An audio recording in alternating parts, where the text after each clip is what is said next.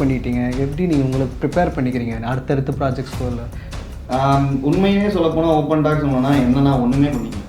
Shooting ஸ்பாட்டில் இந்த scene முடிச்சக்கப்புறம் ரொம்ப மனதளவிலையோ இல்லை ஃபிசிக்கலாகவோ உங்களை எதனா ரொம்ப ட்ரெயின் பண்ணியிருக்கேன் அந்த சீன் முடிச்சக்கப்புறம்? நிறைய படங்கள் சொல்லலாம். லேபிளியாக இருக்கட்டும், அப்புறம் வந்து வதந்தியாக இருக்கட்டும், இல்லை அப்புறம் வந்து ஆடை, இந்த மாதிரி நான் நடித்த எல்லா படங்கள்லையுமே எனக்கு ஒரு அனுபவம் இருக்கணும். ஸோ அந்த மாதிரி தான் ஏதோ நமக்குன்றது கண்டிப்பாக நமக்கு வந்துடும் அப்படின்னு ஒன்று. இன்னொன்று வந்து நம்மளை கைவிட்டு போகுது அப்படின்னா இன்னொன்று நம்ம கையை பிடிக்கிறதுக்கு ரெடியாக இருக்கு. Hi guys, welcome to CL media. நான் உங்கள் நவீன். ஸோ இன்றைக்கி நம்ம கெஸ்ட்டை பற்றி பார்த்தீங்க அப்படின்னா வந்துட்டு அருவி, ஆடை, கனா அந்த மாதிரி படத்தில் விதவிதமான ரோல்ஸில் விதவிதமாக நடிச்சிருப்பாரு. பட் இன்றைக்கி நம்ம ஷோவில் நம்ம கூட பாலாவே வந்திருக்காருன்னு நினைக்கிறேன். Welcome bro. எப்படி இருக்கீங்க? நீங்கள் எப்படி இருக்கீங்க? நல்லா இருக்கேன். வாழ்க்கையில் எப்படி போகுது உங்களுக்கு? வாழ்க்கை எனக்கு தெரிஞ்ச வரைக்கும் போகிறீங்க நல்லா தான் போகுதுன்னு. Super bro, super. சரி ப்ரோ, இப்போது உங்கள் ஆக்டிங் ஜேர்னி எப்படி ஸ்டார்ட் ஆச்சு? ஃபஸ்ட்டு ஒரு படம் பண்ணிங்களா, அதோட ஆடிஷன் எக்ஸ்பீரியன்ஸ் பற்றி கொஞ்சம் ஷேர் பண்ணுங்கள். பெருசாக ஒன்றும் இல்லை, வந்து சும்மா ஒரு நாள் ஆடிஷன் போகலான்னு போனேன். சரி, போயிட்டு ஆடிஷன் பண்ணிட்டு வந்துட்டேன். அதுக்கப்புறம் வந்து பார்த்தீங்கன்னா கொஞ்ச நாளுக்கு அப்புறம் செலக்ட் ஆகிட்டேன்னு சொல்லிட்டாங்க. நான் ஃபஸ்ட்டு படம் வந்து மெட்ராஸ் பண்ணேன். சரி. இங்கே ரஞ்சனோட அசிஸ்டன்ட் வந்து ஃப்ராங்க்லின். அப்போது வந்து பண்ணிட்டு வந்து கொஞ்ச நாளுக்கு அப்புறம் கால் வந்தது, நீங்கள் செலக்டட். அப்படி ஆரம்பிச்சது. நடிப்புக்குள்ளே எப்படி வந்தீங்க நீங்கள்? உங்களுக்கு சின்ன வயசுலேருந்தே நடிக்கணும் அப்படின்றது ஆசையா இல்லை? படம் பார்க்குறது நிறைய பிடிக்கும். நான் தேட்டரில் போய் நிறைய படம் பார்த்தவன் கிடையாது. சரி. வீட்டில் டிவி, கேடிவி, சேர் டிவி அந்த மாதிரி நிறைய டிவியில் எல்லா படத்துலையும் விடாமல் நைட்டு முழு கண் முடிச்சு பார்க்குறாரு. ஸோ நடித்தா நல்லாயிருக்கும் அப்படின்னு ஃபீல் பண்ணது. ஒரு கட்டத்துக்கு மேலே கொஞ்சம் காலேஜ் வந்ததுக்கப்புறம் ட்ரை பண்ணுவோம் அப்படின்ட்டு அப்படி ஆரம்பிச்சு. சரி ப்ரோ, இப்போது கனா, பேட்டை, ஆடை, அருவி அந்த மாதிரி நிறையா படங்கள் நீங்கள் நடிச்சிருக்கீங்க. ஒன்றுத்தில் ஒவ்வொரு டிஃப்ரெண்ட் டைப் ஆஃப் ரோல்ஸ் பண்ணியிருக்கீங்க. இந்த படம் நான் ஷூட்டிங் முடிச்சதுக்கப்புறம் நீங்களே உங்களை வந்து பெரிய திரையில் பார்க்குறப்போ நான் நடிகண்டா அப்படின்ட்டு உங்களை ஃபீல் பண்ண வச்சுருக்கா எந்த படம் அந்த மாதிரி? நான் அந்த மாதிரி ஒரு நாள் கூட பண்ணதே இல்லை. இன்னும் நம்ம பெட்டராக பண்ணியிருக்கலாமோ அப்படின்னு தான் எல்லா படமும் ஃபீல் ஆகும். எனக்கு அருவியாக இருக்கட்டும், இல்லை மற்ற எல்லா படமும் இருக்கட்டும், ஒரு சீன் படம் முடிச்சதுக்கப்புறம் கூட இல்லை, அந்த சீன் நம்ம ஷூட் முடிச்சு டேக் ஓகே அப்படின்னா கூட சரி நான் அடுத்த சீன் போயிட்டு இருக்கும்போது அந்த சீன் இது பண்ணியிருக்கலாங்க, இது நடந்துருக்குமா அப்படின்னு தான் தோணும்.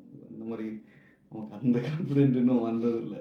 சரி இதுக்கு இது போதும் அப்படின்னு நினைக்குமே, இன்னும் பண்ணியிருக்கலாம் தான். இப்போது நீங்கள் நிறைய படங்கள் பண்ணியிருக்கீங்க. மோஸ்ட்டாக இப்போ கரண்ட் டைம்ஸில் சப்போர்ட்டிங் ரோல்ஸ் நிறையா பண்ணியிருக்கீங்க. பட் நீங்கள் ஒரு படத்தில் இருந்தாலே உங்களோட ப்ரெசன்ஸ் ஸ்ட்ராங்காக இருக்குது. அது எப்படி ப்ரோ? அந்த ரோலுக்கான ப்ரிப்பரேஷன் உங்கள் சைட்லேருந்து நீங்கள் எப்படி பண்ணுறீங்க? அது இல்லை, நம்ம ப்ரிப்ரேஷன் வந்து பார்த்திங்கன்னா நம்ம பண்ணுறத விட அந்த ரோலுக்காக அவங்க எல்லா டேரக்டர்ஸுமே அவங்க ஒன்று பண்ணி வச்சுருப்பாங்க. அது அவங்களுக்கு என்ன வேணும் அப்படின்றது நம்மக்கிட்ட இருந்து நம்ம என்ன பண்ணணும்னு நினைக்கிறோமோ அதை தாண்டி இந்த கேரக்டர் இதுதான் பண்ணும் அப்படின்ட்டு அவங்களுடைய இமேஜினேஷன் ஒன்று இருக்கும். கரெக்டாக அதை நம்ம கரெக்டாக புரிஞ்சுக்கிட்டாலே போதும்னு நான் நினைப்பேன். ஸோ அதை மேக்ஸிமம் அவங்ககிட்ட இருந்து நான் தெரிஞ்சுக்கிட்டு அதுக்கு அதை ஒர்க் அவுட் பண்ண மட்டும் மேக்ஸிமம் ட்ரை பண்ணும். அது கரெக்டாக வந்துடும் நினைக்கிறேன். இப்போ நீங்கள் இத்தனை ப்ராஜெக்ட்ஸில் இந்த ரோலுக்கான ப்ரிப்பரேஷன் எனக்கு ரொம்ப கஷ்டம், சேலஞ்சிங்காக இருந்துச்சு அப்படின்ற மாதிரி எதுனா ஒரு பர்டிகுலர் இருக்கா எந்த ப்ராஜெக்டாக? நான் வதந்தி ரோலுக்காக எனக்கு எதுவும் இல்லை. எனக்கு இதுவில் வதந்தின்னு ஒரு சீரீஸ் பண்ணேன். அதில் வந்து எனக்கு வந்து திருநெல்வேலி அந்த நாகர்கோவில் அந்த ஸ்லாங் பேசுறது கொஞ்சம் கஷ்டப்பட்டேன். மற்றபடி ரோலாக எனக்கு அந்த கொஞ்சம், ஏன்னா எல்லாருமே எல்லார் லைஃப்லையும் நான் பண்ணது வரைக்கும் பண்ணது எல்லாமே ஓரளவுக்கு நான் பார்த்துட்டு தான் இருக்கேன். கொலைகள் மட்டும் பார்த்ததில்லை தவிர சாவறதையும் கொலைகளை பார்த்ததில்லை தவிர மற்றபடி இந்த எமோஷ்னலாக நம்ம எல்லா சுச்சுவேஷன்லையும் கொஞ்சம் நம்ம எப்படின்னு பார்த்துட்டு தான் இருக்கோம். ஸோ எல்லாருக்குள்ளேயும் அந்த சிரிப்பு, அந்த அன்னியம், அந்த எல்லாமே அது நம்ம ஸோ நம்ம லைவ்லேருந்து தான் அங்கே பண்ணிகிட்டு இருக்கோம். ஸோ அதனால தான் ஷூட்டிங் ஸ்பாட்டில் இந்த சீன் முடிச்சக்கப்புறம் ரொம்ப மனதளவிலையோ இல்லை ஃபிசிக்கலாகவோ உங்களை எதனா ரொம்ப ட்ரெயின் பண்ணியிருக்கேன் அந்த சீன் முடிச்சக்கப்புறம்? நிறைய படங்கள் சொல்லலாம். அப்படியே நான் நடித்ததாக இருக்கட்டும், இல்லை மற்றவங்க நடித்ததாக இருக்கும். அது நம்ம அன்றாட லைஃப்பில் பார்க்குற ஒரு சில கேரக்டர்ஸ் வந்து ஆகும்.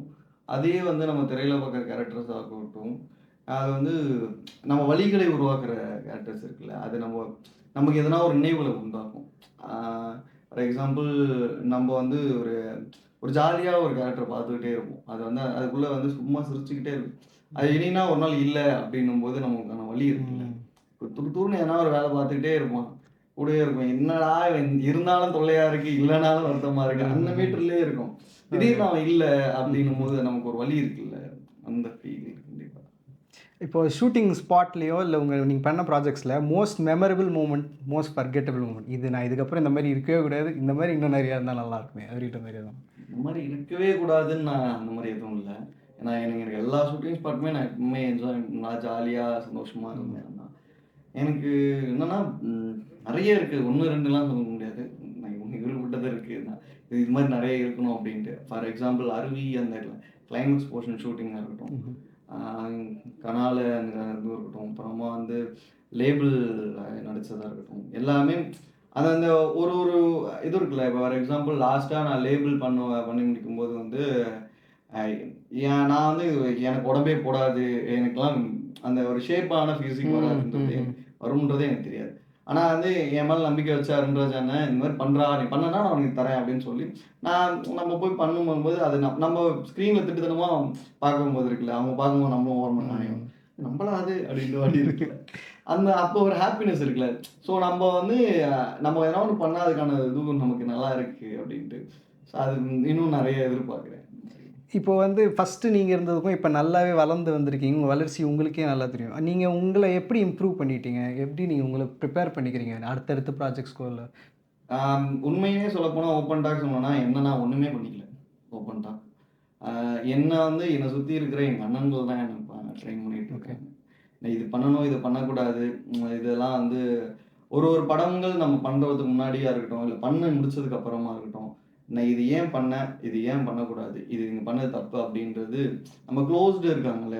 ஃபார் எக்ஸாம்பிள் நான் இந்த லேபிள் பண்ணியிருக்கோம் அப்படின்னா அருண்ராஜனை கூப்பிட்டு சொன்னார், இந்த மாதிரி தம்பி இதுதான் பண்ண நல்லா இருந்தது, ஆனால் இதெல்லாம் பண்ண எனக்கு பிடிக்கவே இல்லை. ஆனால் இப்போ விட்டு ஓகே, ஆனால் நெக்ஸ்ட் டைம் பண்ணும்போது பண்ணேன் இதெல்லாம் இருக்குல்ல. அதே மாதிரி பர்சனல் லைஃப்பில் இருக்கட்டும், இதெல்லாம் பண்ணார், இங்கெங்கெல்லாம் இது பண்ணேன், இந்த மாதிரி என்னை சுற்றி இருக்கிற என் அண்ணன்கள் எல்லாருமே என்னை ட்ரெயின் இந்த மாதிரிலாம் சொல்லி தான் ட்ரெயின் பண்ணாங்க. என்ன நானே இப்போ டெவலப் பண்ணிக்கிறத விட என்ன அவங்க தான் ட்ரெயின் பண்ணிகிட்டு இருக்காங்க. இண்டஸ்ட்ரியில் வந்து சர்வே பண்ணுறது கஷ்டம் அப்படின்ற நிறைய பேர் சொல்லியிருக்காங்க. நீங்கள் இப்போது உங்கள் சிச்சுவேஷன் எப்படி நீங்கள் சொல்கிறீங்க? சர்வே பண்ணுறது கஷ்டம் தான், நானும் அதான் சொல்லுவேன். சர்வே பண்ணுறது கஷ்டன்றதை தாண்டி நமக்கு அது நமக்கு பிடிச்ச வேலையை நம்ம இப்போ நேசித்து பண்ணிகிட்டு இருக்கோம். அதுக்கான கஷ்டங்கள் இருக்க தான் செய்யணும், தாங்கி தான் ஆகணும். அதை தாண்டி வர கஷ்டங்கள் எப்படி பண்ணலாம், எப்படி சால்வ் பண்ணலாம் அப்படின்றது யோசிக்கணும். ஒரு சில நேரத்தில் அது ரொம்ப முடியாது. அது நிறைய பேருக்கு டிப்ரெஷன் கொடுக்குது. நிறைய பேர் வார்த்தை ஒரு வாயிலேருந்து வரக்கூடாத வார்த்தைக்கு நம்ம அவங்களும் ஆர்டிஸ்டாக இருக்கும்போது நம்ம அவங்க கூட ஷேர் பண்ணும்போது நம்மளுமே அதே சுச்சுவேஷனில் இருப்போம் சில டைமில். பட் ஆனால் வந்து நம்ம அதை சொல்ல மாட்டோம். ஆனால் நம்மகிட்ட வந்து சொல்லும்போது அது நமக்கே ஒரு மாதிரி வருத்தமாக தான் இருக்கும். ஏன்னா இங்கே எல்லாருமே சிரிச்சுக்கிட்டு மட்டும் இல்லை, அவங்களுக்குள்ளே எல்லாருக்குமே ஒரு வழிகள் இருக்குது. அந்த வழிகளுக்கான காரணங்கள் பணமாக இருக்கலாம், இல்லை ஒருத்தவங்களுடைய உருவான தேவையாக இருக்கலாம், இல்லை வந்து அவங்க ஃபேமிலியாக இருக்கலாம். இந்த மாதிரி ஒருத்தவங்களுடைய வியூ இருக்குது. அது ஒருத்தவங்களுடைய தேவையும் இருக்குது. அந்த தேவைகள் ஒருத்தவங்களுக்கு கிடைக்காத போது அவங்களுக்குமே என்ன ஃப்ரேமாக இருந்தாலும் அவங்களுக்கான வழி தான். இப்போ நிறைய டிஃபிகல்ட்டிஸ் நீங்களும் ஃபேஸ் பண்ணியிருப்பீங்க, ஷூட்டிங் ஸ்பாட்லேயும் சரி, இல்லை லைஃப்லையும். ஷூட்டிங் ஸ்பாட்டில் உங்களோட பிக்கஸ்ட் சப்போர்ட் யாராக இருந்திருக்கா, இல்லை ஆஃப் ஸ்க்ரீன் உங்களுக்கு இந்த வாழ்க்கைக்கு இவங்க சப்போர்ட் எனக்கு ரொம்ப தேவைப்பட்டிருக்கு அப்படின்ற மாதிரி? இல்லை, எனக்கு நிறைய பேர் இருக்காங்க. நான் படம் பண்ண எல்லா டேரக்டர்ஸுமே எனக்கு பிக் சப்போர்ட் தான். யாருமே என்னை வந்து இது வரைக்கும் எல்லாருமே என்னை தம்பியாக தான் பார்க்குறாங்க, நண்பனா தம்பியா அப்படி தான் பார்க்குறாங்க. ஏன்னா வந்து அவங்க நம்ம நினச்சதுனால தான் இன்ன வரைக்கும் அப்படி இருக்காங்க. இது வரைக்கும் நான் கிட்டத்தட்ட ஒரு 32 படம் பண்ணியிருக்கேன். ஆனால் அந்த 32 படங்கள்லையும் எனக்கு நான் ஒர்க் பண்ண எல்லா டேரக்டர்ஸுமே எனக்கு என் பர்சனலாக எனக்கு வந்து அட்வைஸ் பண்ணுவாங்க. என் பர்சனல் தம்பி இது நல்லா இருக்குடா தம்பி, அது மாதிரி தான்.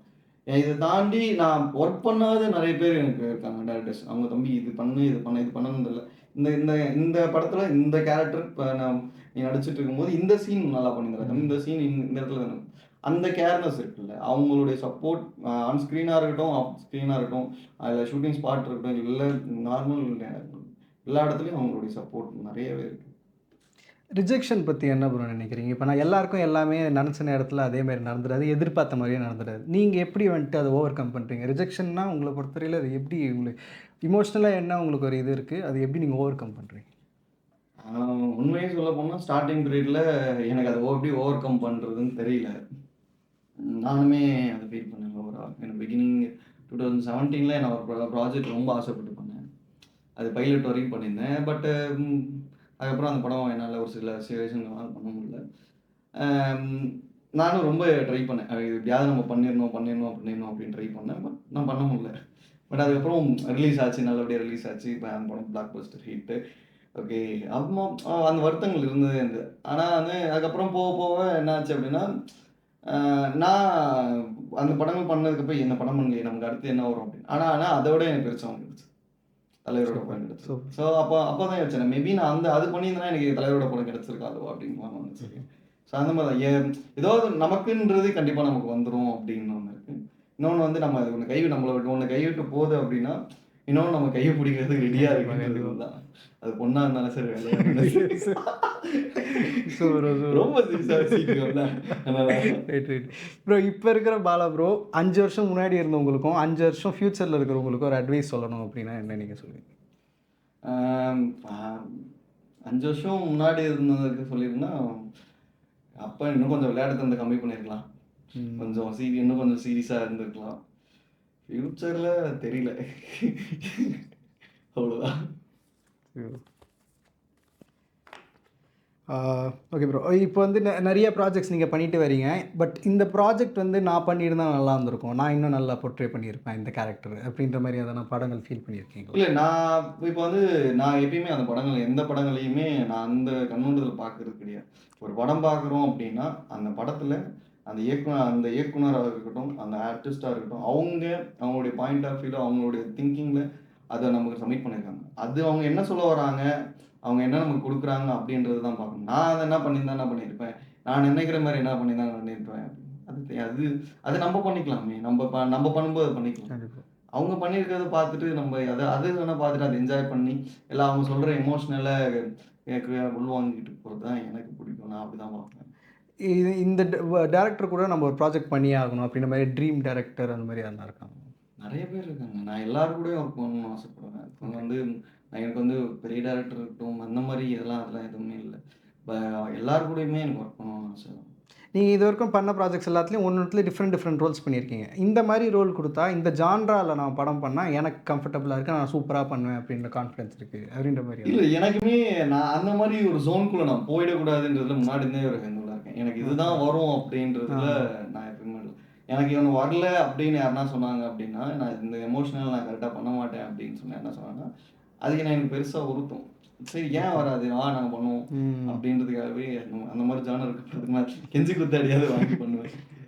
அது எனக்கு ஒரு பழக்கம் இருக்கு. ஏன்னா அது அப்படி பண்ணும்போது எனக்கு அதோட ஒரு அப்போ வந்து நமக்கு ஒரு சேலஞ்ச் இருக்கும். ப்ளஸ் வந்து நமக்கு ஏன் வராதுன்னு சொல்கிறாங்க. ஒரு வேளை நம்ம வந்து நம்ம முகத்தை ஒரு சிலர் என்ன சொல்லுவாங்கன்னா, ஃபார் எக்ஸாம்பிள் வந்து எனக்கு நிறைய பேர் முகம் வந்து என் முகம் வந்து ரொம்ப பாவமாக இருக்கும் நிறைய நேரத்தில். ஏன்னா நிறைய படங்கள் வந்து நான் ரொம்ப பாவமாக இருக்கேன். அப்பமா ஒரு சில டைம் என்ன சொல்லுவாங்க, இந்த மூஞ்ச திடீர்னு பார்த்தா பாவமாக இருக்கு, திடீர்னு பார்த்தா அக்யூஸ்ட் மூஞ்சாவா இருக்கு. ஸோ இந்த டிஃப்ரேஷன்ஸுக்கு அதுக்கு நடக்கிறதுக்கு முன்னாடி அதெல்லாம் இருந்தது. ஸோ அதுதான் இருந்தது. அந்த மாதிரி படங்கள் வந்தால் இந்த மாதிரி காதல் படங்கள் பண்ணல. ஸோ அதுவும் இப்போ பண்ணி வச்சுருக்கோம். ஸோ அந்த மாதிரி ஒரு ஜானரா நம்ம எதுலாம் தொடலையோ ஒன்று தொட்டுட்டு தான் வந்துட்டு இருக்கோம். இப்போ நீங்கள் ஒரு நடிகராக இல்லாமல் இருந்திருந்தால் இந்த வேறு என்ன ப்ரொஃபஷன் நீங்கள் சூஸ் பண்ணியிருப்பீங்க, என்ன பண்ணிட்டு இருந்திருப்பீங்க? நீங்கள் தெரியல, கிடைக்கிற வேலையை பார்த்துட்டு 9 to 6 ஜாப்போ இல்லை வந்து 6 to 11 ஏன்னா ஒரு கால் சென்டர்லையோ இல்லை ஐடி கம்பெனிலையோ இல்லை ஊரில் விவசாயமோ ஏதாவது பண்ணிட்டு இருந்திருப்பேன். இப்போ நடிப்பை தவிர்த்து உங்களுக்கு பிடிச்ச பண்ணக்கூடிய விஷயம் என்ன? விவசாயம். Super super. ஷூட்டிங் ஸ்பாட்டில் வந்து நடந்த இந்த ஒரு விஷயம் நான் மறக்கவே மாட்டேன். இது எனக்கு ரொம்ப ஒரு ஃபேவரட்டான பர்சனலான ஒரு மூமெண்ட் அப்படின்னு எதனா இருக்கும்? நான் நிறைய இருக்குது. நான் பிகினிங் ஒரு படத்துக்கும் எனக்கு ஒரு அனுபவம் இருக்குது. ஏன்னா எல்லா படத்துலையும் எனக்கு பிடிச்ச மாதிரி எதனா ஒன்று நடந்துடும். அறிவிலியாக இருக்கட்டும், கனாலியாக இருக்கட்டும், லேபிளியாக இருக்கட்டும், அப்புறம் வந்து வதந்தியாக இருக்கட்டும், இல்லை அப்புறம் வந்து ஆடை, இந்த மாதிரி நான் நடித்த எல்லா படங்கள்லையுமே எனக்கு ஒரு அனுபவம் இருக்கட்டும். ஃபார் எக்ஸாம்பிள் வந்து ஃபர்ஸ்ட் டே இந்த திருச்சியில் இருக்கும்போது வந்து எல்லோரும் கிரிக்கெட் விளையாடிட்டு இருந்தாங்க. எஸ்கே அண்ணன், அப்புறம் வந்து அருண்ராஜ் அண்ணன், எல்லாருமே கிரிக்கெட் விளையாடிட்டு இருந்தாங்க. அப்போ வந்து பால் வந்து ஹைட்டில் இருந்தது. கார்ட் பால் தான் வரும். அங்கே வந்து எனக்கு பால்னா பயம். அந்த பால் ஸோ ஹைட்டில் வரும்போது ஐயோ எம்மா பால் அப்படின்னு தலையில் கை வச்சுட்டு உட்காந்துட்டு. அப்போ அண்ணன் பார்த்து, டேய் உனக்கு கிரிக்கெட் விளையாட தெரியாது? எனக்கு விளையாட தெரியாது. என்னடா சொல்கிறாரு? ஆமாம், நான் கிரிக்கெட் விளையாட தெரியாது சொல்லிட்டேன். நான் முன்னாடி சொல்லிட்டியா? அப்போ முன்னாடியே சொல்லிட்டேன். அப்போ ஓகே பேப்பர். ஏன்னா எனக்கு அதான் வேணும், அதனால தான் ஓகே பண்ணியிருக்கேன் அப்படின்னு சொல்லிட்டு போயிட்டார். எனக்கு இது ஒரு மூமெண்ட். இன்னொன்னா அதே மாதிரி ஜடா பண்ணும்போது ஒரே நாளில் 2 படம் பண்ணேன். ஸோ ஒரு நாள் ஷூட் முடிச்சுட்டு அடுத்த இடத்துக்கு போயிட்டுருக்கோம். ஓகே. அது இந்த இன்னும் நாடோடிகள் படத்தில் ஒன்று இருக்குல்ல, சம்போ ஆமாம். அதில் இருக்கு. அந்த மாதிரி வந்து என் நண்பன் வந்து குரு கலாட்டா குருன்னு சொல்லிட்டு அவன் தான் கார் ஓட்டிகிட்டு இருந்தேன். இங்கே அந்த திருவள்ளூரில் ஷூட் ஆல்மோஸ்ட் டைம் ஆயிடுச்சு. வண்டிகள்லாம் இங்கேருந்து ரோட்டில் அந்த எம்டி ரோடு, பட் ஆனால் வந்து ரோடு சரியில்லை.